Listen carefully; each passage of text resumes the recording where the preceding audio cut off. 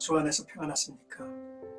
환절기에 나와 여러분들이 건강을 잘 지켜가고 또 매사에 하나님의 이름을 영화롭게 하며 살 수 있는 그러한 은혜가 있기를 소원합니다. 오늘은 10월 22일 주일입니다. 샘가에서는 신명기서를 묵상하는데 7장 12절에서 26절까지 법도를 듣고 지켜 행하면 이라는 내용을 담고 있습니다. 하나님께서는 이스라엘 백성에게 가나안에 들어가 모든 법도를 듣고 지켜 행하라고 하셨습니다. 그러므로 조상들에게 약속된 축복을 찾아 누리게 될 것이라고 하셨죠.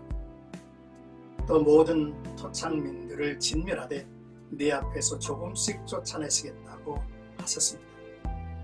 그들을 급히 멸하지 말라 하셨죠. 이는 그 땅에 들짐승이 모여들어 황폐한 땅이 될 수도 있을 것이라 하셨습니다. 오직 여호와만을 섬기는 아름다운 땅이 되기를 소원하신 것이죠. 먼저 12절에서 25절까지는 이 모든 법도를 듣고 지켜 행하면 이라는 내용인데요. 이스라엘의 조상들에게 약속하신 축복은 하나님의 말씀에 순종하는 자에게 베푸시는 사랑입니다. 하나님의 명령이 과격할지라도 분명 이유가 있는 것입니다. 절대 순종해야 하는 이유는 그렇게 해야 땅에서 하나님의 공의가 세워지는 것이고 이스라엘에게는 가나안에 정착하는 동안 하나님께서 약속하신 은혜와 복을 누릴 수 있기 때문입니다. 제일 먼저 주시는 복은 생육과 번성입니다. 하나님께서 아브라함과 그 후손들에게 생육하고 번성하라는 그러한 축복을 주신 것은 하나님의 명령과 법도를 잘 듣고 지켜야 한다는 것이 전제입니다. 내 자손을 하늘의 별과 같이 번성케 하며 이 모든 땅을 내 자손에게 주리니 내 자손을 인하여 천하 만민이 복을 받으리라. 이는 아브라함이 내 말을 순종하고 내 명령과 내 계명과 내 율례와 내 법도를 지켰음이라 했습니다. 다음은 건강의 축복입니다. 여호와께서 또 모든 질병을 내게서 멀리하사 너희가 아는 애굽의 악질에 걸리지 않게 하시고 너를 미워하는 모든 자에게 걸리게 하실 것이라 하셨습니다. 아무리 많은 자손과 짐승이 있을지라도 건강하지 않으면 축복이 아니죠. 반면에 하나님을 경외하지 않는 자들, 특히 하나님의 백성을 괴롭히는 자들에게는 애굽의 악질에 걸리게 하신다고 경고를 하셨습니다. 이제 16절에서 26절까지입니다. 그들을 두려워하지 말고 라고 하셨죠. 하나님은 가나안 민족을 두려워하지 말고 과거에 함께 하셨던 하나님을 기억하라고 2번이나 강조하셨습니다. 과거의 하나님이 오늘도 저희들 가운데 살아계시기 때문이죠.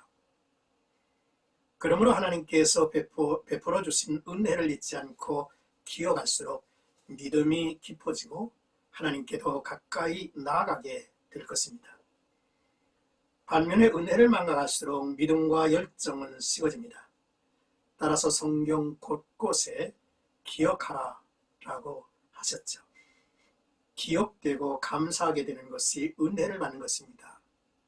특별히 사도 바울은 내가 전한 복음대로 다윗의 씨로 죽은 자 가운데서 다시 살아나신 예수 그리스도를 기억하라고 당부를 했습니다.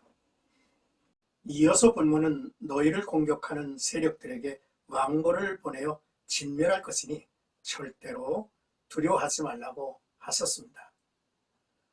크고 두려운 하나님이 너희 중에 계시다라고 하셨죠. 본문의 왕벌은 가나안 족속에게 나타난 하나님의 초자연적인 현상으로 가나안 정복시 베풀어 주신 하나님의 모든 도우심을 말하죠. 이런 하나님의 도우심으로 마침내 가나안 땅을 정복합니다. 정복 후에는 반드시 그들이 조각한 신상들을 불사르고 그것에 입힌 은이나 금을 탐내지 말며 취하지 말라고 하셨습니다. 그것이 올무가 될 수 있고 무엇보다도 하나님께서 가증히 여기시는 것이기 때문이죠. 사랑하는 생각가족 여러분, 조상들에게 베푸신 은혜를 기억하고 모든 법도를 듣고 지켜 해가는 것이 조상들에게 약속된 축복을 후손이 찾아 누리게 될 것이라 하셨습니다. 번영이요, 건강을 약속하셨죠. 둘째, 하나님께서 단번에 모든 것을 해결해 주지 않으시고 조금씩 이루어 가시는 것에도 하나님의 뜻과 은혜가 있음을 알아야 하겠습니다. 셋째, 하나님 외에 사랑하는 우상은 없는지 헤아려 볼 필요가 있죠. 이는 나를 멸망으로 밀어넣을 올무가 바로 하나님 외에 다른 이제 그것을 사랑하는 우상 숭배의 결과이기 때문입니다.